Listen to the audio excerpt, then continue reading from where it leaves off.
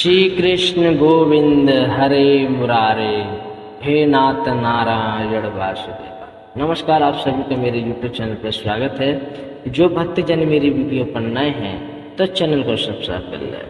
मैं गीता से बोल रहा हूँ। गीता का दूसरा अध्याय 38वें श्लोक में श्री कृष्ण भगवान ने बहुत सुंदर बात कही, लेकिन लोगों ने यहाँ पर अपनी अपनी बुद्धि से क्या समझा है क्या नहीं समझा, वो उसकी बुद्धि पर निर्भर करता है।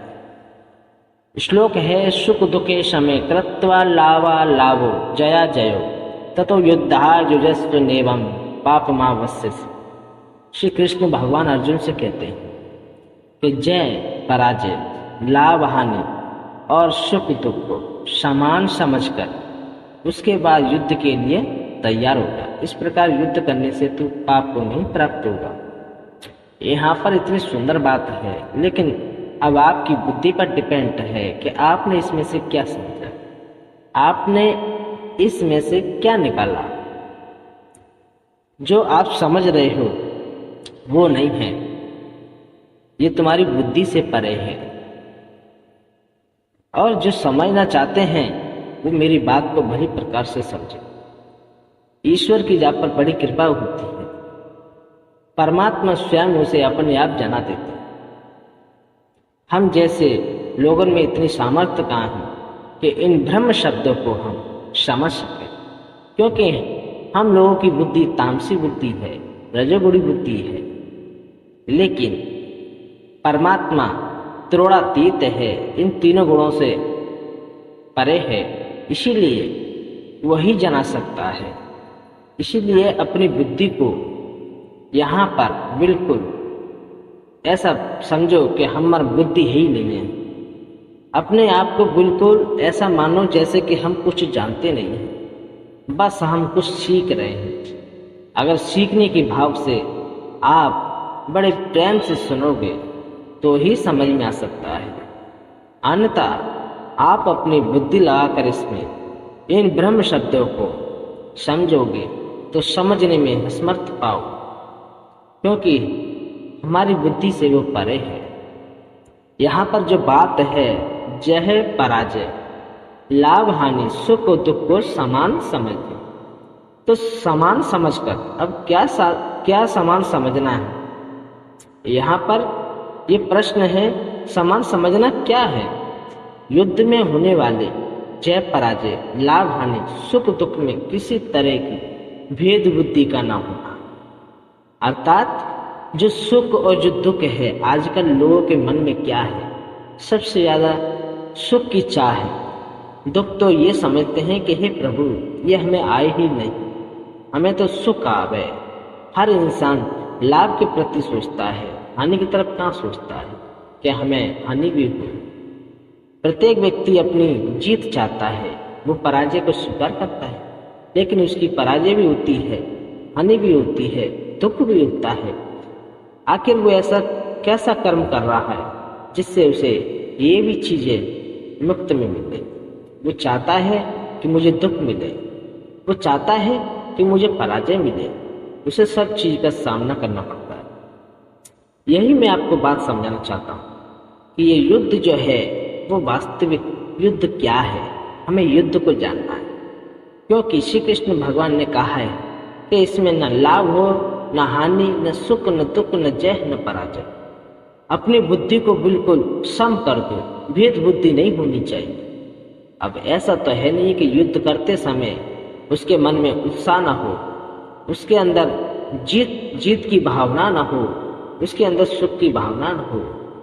फिर यहाँ पर सब चीज सम करने को कहा है, तो इसका तात्पर्य ये है कि वो युद्ध नहीं है जो महाभारत में तुम युद्ध देख रहे थे। ये युद्ध हो रहा था, ये कुछ और युद्ध के बारे में बात की गई है।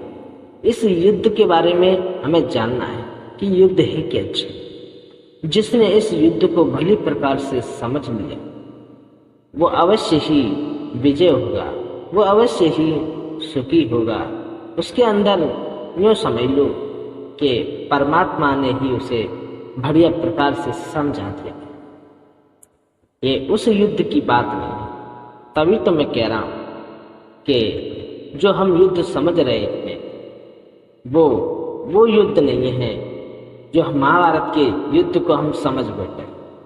ये कुछ और युद्ध की बात हो रही है, क्योंकि ये आत्मोपदेश है। ये कोई वैसे उपदेश नहीं है। और जो आत्मोपदेश होते हैं वो सिर्फ अंदर की बात होती है, बाहर की नहीं। ये सब बाहर के युद्ध हैं।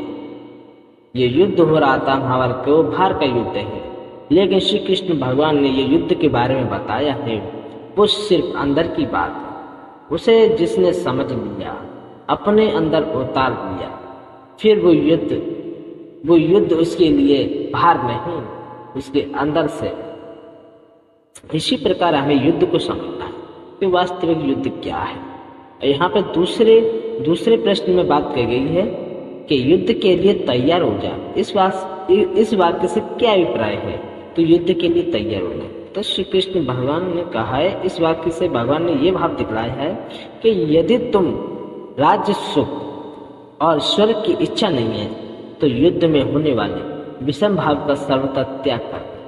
विषम भाव जो है माने जो समभाव नहीं है, विषम भाव है। जो ये अच्छा है, ये बुरा है, ये सुख है, ये दुख है, ये हर्ष है, ये विषाद है, इस प्रकार के जो भाव हैं उनका सर्वथा त्याग कर दो और युद्ध के प्रत्येक परिणाम में सम हो जाओ। सम होकर उसके बाद तुम युद्ध करना चाहिए।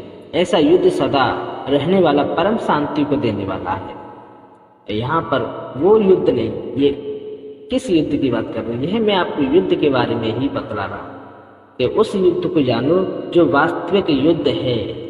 जो युद्ध है उसे आपने जान लिया तो बस फिर उसमें आपको किस प्रकार सम रहना है, किस प्रकार आप उस युद्ध में जीतोगे, उस युद्ध में आप जीतोगे या हारोगे। फिर ये सब बिल्कुल चीजें आपको छोड़नी है, सिर्फ आपको युद्ध करना है। युद्ध कैसे करना है और कैसा होना चाहिए वही इसमें बताया है कि सम होकर न मुझे सुख चाहिए न मुझे दुख चाहिए। और दुख भी आए तो मैं सह लूंगा, सुख भी आए तो मैं सह लूंगा। सुख दुख लाभ हानि जय पराजय ये सब विधाता के हाथ में है, हमारे हाथ में कुछ भी नहीं है। हमारे हाथ में सिर्फ युद्ध करना है। तो ये लोग युद्ध समझ रहे हैं, जो जैसा युद्ध समझ रहे हैं वो कमेंट बॉक्स में हमें लिखें और हम आपको युद्ध के बारे में बता रहे हैं। जो युद्ध है वो सिर्फ अपने अंदर से बताए। हमारे अंदर भी शत्रु है, हमारे अंदर जो शत्रु है, जिन शत्रुओं से तुम युद्ध करोगे तो विजय अवश्य पाओगे। जैसे कि अर्जुन के रथ पर श्री कृष्ण भगवान सारथी थे, इसी प्रकार तुम्हें अपने रथ पर श्री कृष्ण भगवान को सारथी बनाना होगा।